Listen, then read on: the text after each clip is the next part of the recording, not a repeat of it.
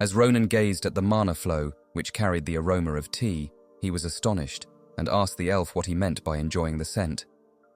The elf explained that it was akin to gaining a new pair of eyes. Ronan picked up the teacup, and as he brought it closer to his lips, gazed at the tea and asked the elf what it was and how it had been made. The elf rested his hands on his knees, closed his eyes, and with a smile explained that the tea was crafted from medicinal herbs that rarely grew even in the mountains.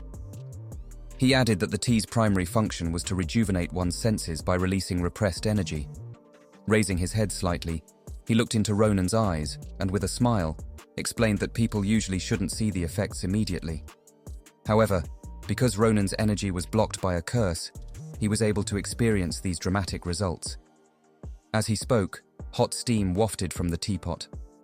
The elf offered to pack the ingredients for Ronan so he could regularly prepare the tea. Placing his hands on the table and staring into Ronan's eyes, he asked him to stop using a cursed eye to break the curse. Ronan looked at him in confusion and asked what he meant.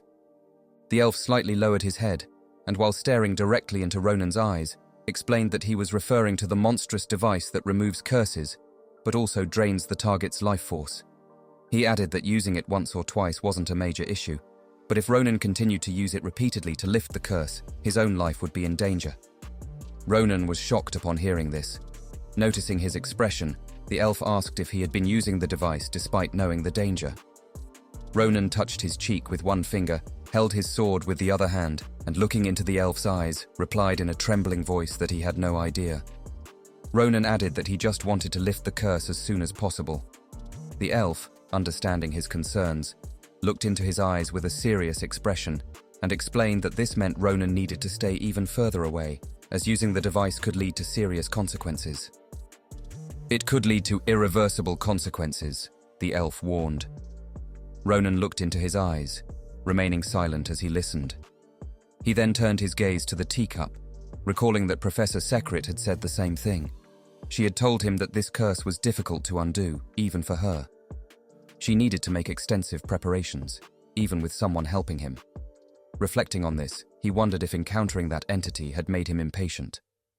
Deciding to trust the elf, he slowly released his grip on the sword handle, realizing that if he wasn't careful, his life could end before he could catch that bastard. The elf noticed Ronan's realization, placed both hands on the table, closed his eyes, and began to smile. As Ronan stared intently at him, he wondered who this elf could be. He didn't believe they had met in his previous life. However, upon closer inspection, Ronan concluded that, somehow, the elf didn't seem entirely unfamiliar to him. Ronan lifted his teacup and admitted to the elf that he had been overly reckless lately due to the outrageous behavior of fanatics. Upon hearing this, the elf tightened his fist and, looking directly into Ronan's eyes, asked him which specific fanatics he meant. Ronan raised the teacup and, as he brought it to his lips, closed his eyes and described the fanatics as dark and unpleasant individuals. Sipping the tea, he mentioned they were anticipating the arrival of the stars. The elf gazed into his eyes silently, listening without saying a word. His expression turned grave as he glanced sharply to the side, contemplating whether the fanatics pursuing the star had resumed their activities. As night descended hours later, while Ronan and the others slept, the elf approached a large rock. Gazing intently at it, he pondered that if the fanatics Ronan mentioned were indeed planning something sinister, it could lead to a calamity claiming innocent lives. Contemplating this, he pondered whether once more he would be compelled to stand by helplessly. His gaze fixed on the rock, he wondered what action he should take if passive observation wasn't the solution.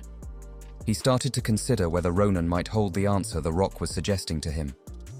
Lost in thought, he noticed someone in black boots approaching him. Upon hearing the footsteps, the elf swiftly turned around. The approaching person called out, "Sarante!" and asked if he was awake. It was none other than Ronan. They locked eyes, tension thickening the air. The elf turned to him and inquired why he was awake at this hour, also questioning if his bed was uncomfortable. Ronan scratched the back of his head and casually explained that he had just gone out to get a drink of water. Turning his gaze towards the rock, he observed it intently and remarked to the elf that upon closer inspection, the rock was quite fascinating. He wondered aloud if this rock, often regarded as a representation of God, held any hidden meanings. Initially silent, the elf then smiled, and maintaining eye contact, shared with him that every 1,000 years, their order transported 1,000 rocks to the most secluded region of the empire, known as Dakonya Sanctuary. It was a place perpetually subjected to rain and storms. Despite this harsh environment, most rocks couldn't endure beyond 200 years and gradually eroded away. Nevertheless, the rocks that endured the 1,000-year span and transcended time, showcasing their resilience, had their essences transformed into a manifestation of Senial. As the elf recounted this tale, he grew nostalgic. Placing a finger under his nose, he gazed at the rock and recounted to Ronan how vividly he remembered the day he had personally transported this divine representation with his own hands. Ronan felt somewhat perplexed upon hearing this, noticing the elf's sentimental demeanor. He reflected on the profound implications of what he had just heard. Ronan mentioned that from what he understood, there were many priests involved in this task. He also inquired about how the elf had ended up alone in this endeavor. The elf explained that each priest had their own unique circumstances. He added that the role was more challenging than it appeared, as priests dedicated their entire lives to a god who never responded. He lowered his gaze to the ground and admitted that there had been moments when he had hesitated, tempted to abandon his creed and live freely. Despite this, he explained that a gut feeling about what awaited him in those crucial moments kept him steadfast in his commitment. Ronan, though confused, remained silent throughout, choosing not to utter a single word. The elf conveyed to him that Senial's will, residing within this representation, would eventually serve as the cornerstone for saving the world. Ronan fixed his gaze on the rock, noticing it emanating an aura that startled him. Sensing his surprise, the elf turned to him, smiled, and explained that such intuition felt like a destiny uniquely entrusted to him alone. He approached Ronan, placing a reassuring hand on his shoulder, and conveyed that he believed the moment had arrived. Ronan met his gaze and listened intently, without uttering a word. The next day began anew, and despite Sarante's earlier words, they commenced their official reorganization. The elf treated the others to a special cup of tea, which also left a profound impact on them. Fueled by the energy from the mana veins, they started their meditation, finding the tea particularly beneficial in heightening their sensitivity. As they meditated, Ronan joined the elf in searching for roots as they journeyed through the mountains with Sarante. Ronan noted how surprisingly kind they were, especially considering they had only just met. Ronan sensed the elf's genuine kindness in everything he did. The more he observed him, the more enigmatic the elf appeared. The following 2 days unfolded peacefully, with little event. However, as was often the case, tragedy found its way in, leaving behind a lingering pain, irreversible and untouchable by any remedy. The day of the assault on the orc village dawned, and Ronan and the others geared up to depart from the temple. The elf approached them, hands on his stomach, and gazed into their eyes, expressing genuine concern. He asked if they would truly be all right. With a solemn expression, he turned to Ronan and shared that they still hadn't uncovered the reason behind the monster's unusual behavior. He requested them to wait a bit longer for better preparation. Just as the elf was about to finish speaking, Ronan interjected. Smiling while holding his backpack, he assured the elf not to worry, as they would be fine. He also noted that, as explained earlier, the monster's behavior had only become peculiar and not more powerful. He also reassured him not to worry about them, mentioning that Braum and the others were strong. Confirming this, Braum and Maria nodded with smiles. However, Asel, tapping his fingers together, responded cautiously. Ronan closed his eyes, scratching the back of his head, and explained that their excursion was coming to an end, so they needed to begin their return to school gradually. Upon hearing this, the elf closed his eyes, sighed, and conceded that if those were the circumstances, there was little they could do. He extended his hand, and green mana began to gather in his palm. Ronan and the others watched in awe. The elf clarified that he would bestow them with magic to aid their return to the barrier. He also mentioned that with this magic, they would be able to freely visit the sanctuary. Locking eyes with them, he spoke seriously, urging them that if they ever felt endangered, they should promptly return to the temple. He advised them never to lower their guard, reminding them that despite their strength, the forest was deep and dark.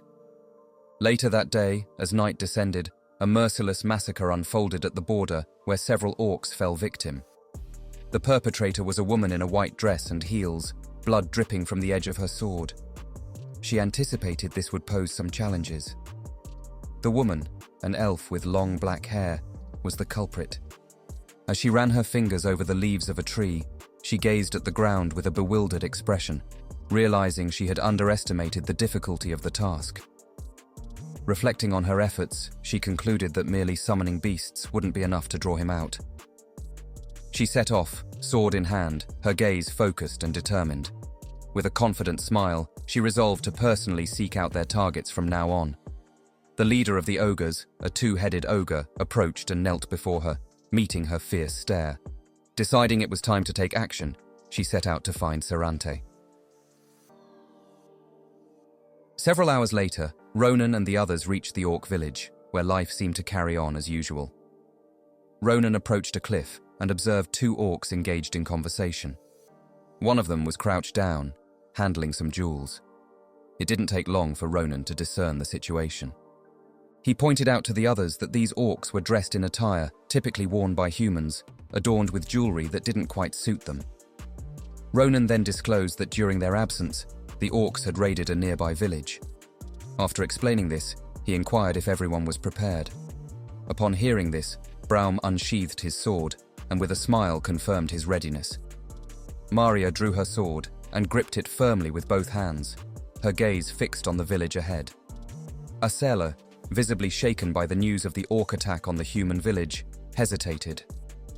Meanwhile, Ronan, with one hand on his knee, directed his intense gaze toward the orc village. With a determined expression, he commanded everyone to eliminate them all. Meanwhile, in the orc village, one orc approached another and pointed at the collar around his neck, complimenting its beauty. The second orc touched the collar and smiled, explaining that it belonged to a boy from the nearby town. Having spoken, the orc lifted his head and stared at the other orc, a smile spreading across his face. He recounted how the boy had continued to whimper until his demise, noting with satisfaction the loudness of his screams. Asel, upon hearing this, seethed with anger. He extended his hand toward the ground and employed telekinesis to aid Maria and Braum in descending swiftly to the ground. In seconds, both Maria and Braum landed silently behind the two orcs in the orc village. Startled, the orcs turned to face the humans, their confusion evident. Braum and Maria rose to their feet, exuding a powerful aura and glaring murderously at the orcs. Before the two orcs could react, Braum and Maria swiftly attacked with their swords, slicing through them and leaving them incapacitated and bewildered.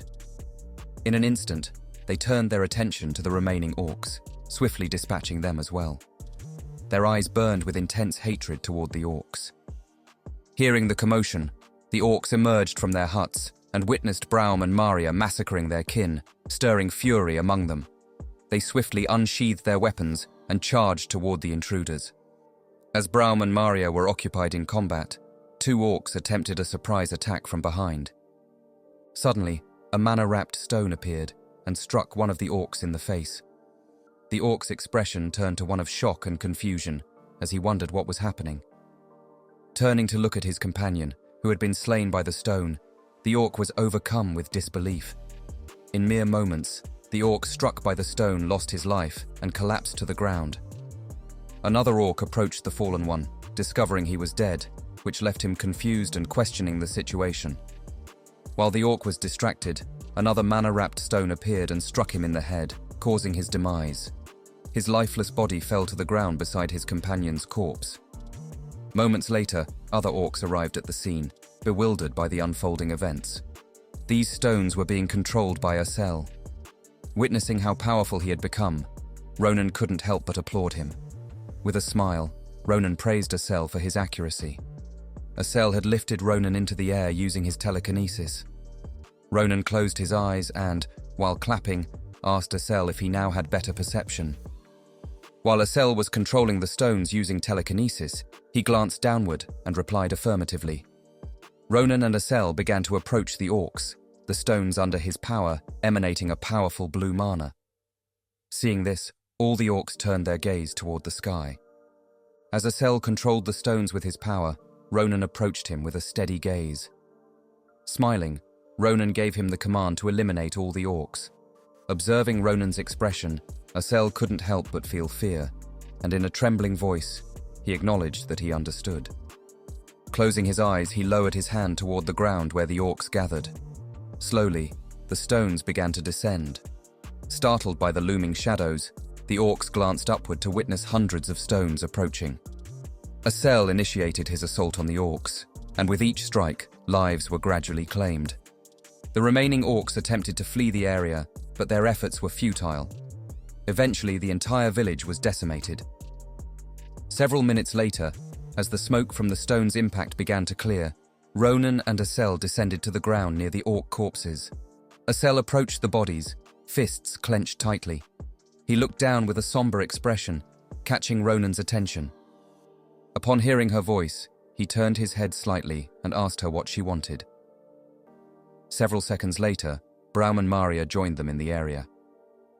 As everyone gazed upon the massacred orc corpses, Asel solemnly expressed his concern that he would face divine retribution for the act. Ronan quickly approached him, draped an arm around his neck, and reassured him with a smile not to worry. He emphasized that if punishment were to come, they would face it together as a group. Through tears, he turned his head towards Ronan and nodded affirmatively. Ronan then turned to Braum and Maria, asking if they too expected divine punishment alongside Asel. To reassure Asel, Braum approached them, closed his eyes, and with a comforting smile, affirmed that yes, he would stand by Asel's side. Upon hearing Braum's voice, Asel turned his head slightly and felt a sense of relief wash over him. Braum then raised his thumb and with a comforting smile reassured him that it was clear he would bear the brunt of the punishment.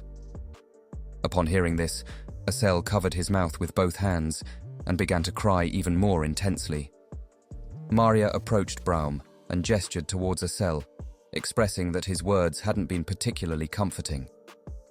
Braum, upon hearing this, turned his head towards her, looking somewhat perplexed. Meanwhile, as Asel cried, Ronan turned his head back with a smile, reflecting that their journey to the mountains had been worthwhile, as it gave everyone a chance to demonstrate their abilities in a genuine battle. He also considered that for the next mission, increasing the challenge would be beneficial. As he pondered, he felt Sita place her paw on his face, seeking his attention. Sita began chirping and gesturing with her wing, subtly indicating to Ronan that something of interest lay in that direction. Ronan glanced at Sita and inquired about the situation. Observing Sita's indication towards one side, he quickly deduced there was something of note in that direction. Ronan and Asela moved towards the indicated direction, and minutes later, they arrived at the scene where they discovered an injured elf tied to a tree. Upon witnessing the scene, both Ronan and Asel were rendered speechless, pondering what had befallen the unconscious elf. She appeared young, with blonde hair, her torn clothes stained with blood. Ronan and Asel hurried toward her, and on the way, Asel queried Ronan if the orcs had abandoned the elf as emergency sustenance. Ronan responded that their priority was to save her for now. He knelt down and began to break the ropes with both hands. Asking Sita to use healing magic, he instructed her to activate it, which caused a magical circle to appear near the elf's face. Gradually, Sita commenced healing the elf, and after several seconds, the elf began to open her eyes. Asel alerted Ronan that she was waking up. Ronan then asked her if she could speak. Upon hearing Ronan's voice, the elf fully woke up and was startled to see their bodies emitting mana.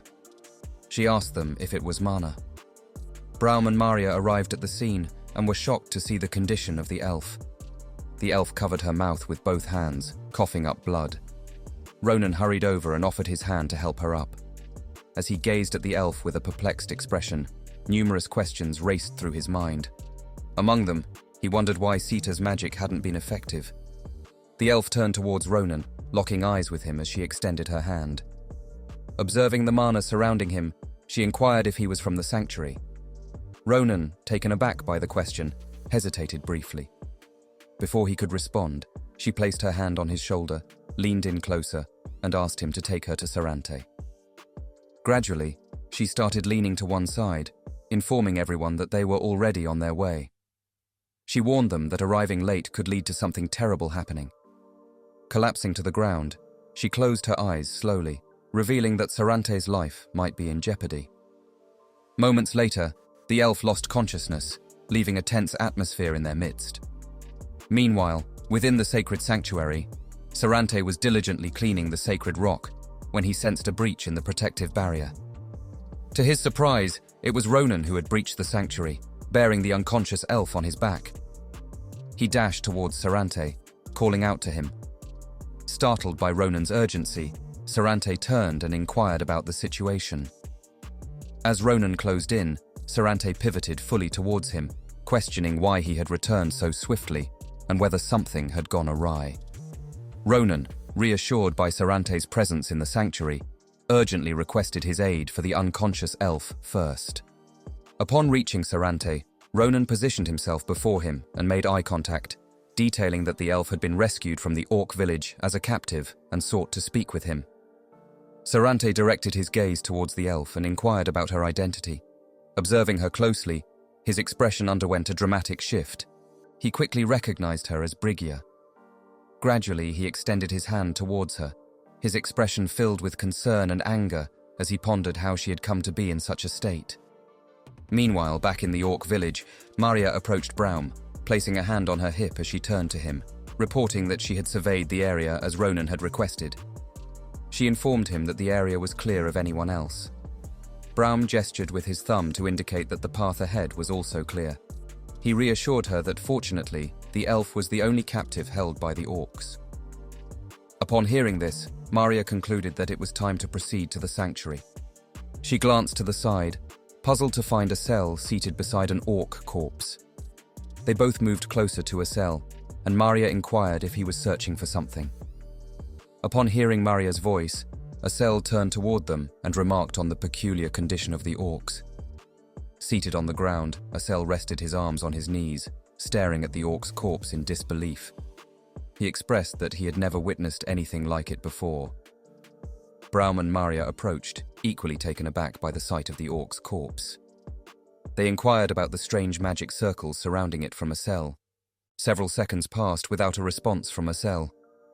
Braum broke the silence, asking if a cell had any idea what they were looking at. A cell, fixated on the orc's corpse, admitted he had never encountered anything like it before. He went on to explain that the magic circles had been concealed with a double layer of magic until now. Each of the orc corpses bore a magic circle on its forehead. Neither a cell, Maria, nor Braum could discern the purpose or significance of these mysterious symbols.